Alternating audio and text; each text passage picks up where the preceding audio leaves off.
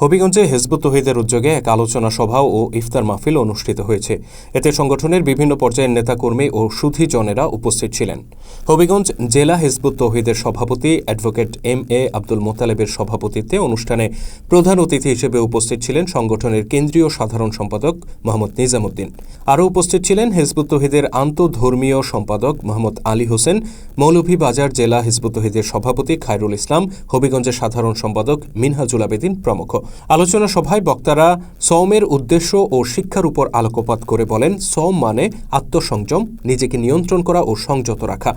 একজন মুমিন ব্যক্তি সারাদিন পানাহার ও জৈবিক চাহিদা থেকে বিরত থেকে আত্মিক শক্তি অর্জন করেন এবং আত্মত্যাগের মাধ্যমে নিজেকে গড়ে তোলেন। যদি সত্যিকার অর্থে সওমের শিক্ষা বাস্তবায়ন করা যেত, তবে সমাজ ও বিশ্বে ন্যায়, শৃঙ্খলা ও শান্তির পরিবেশ বিরাজ করত। বক্তারা সওমের প্রকৃত শিক্ষা ধারণ করে সুন্দর সমাজ গঠনে সবাইকে এগিয়ে আসার আহ্বান জানান।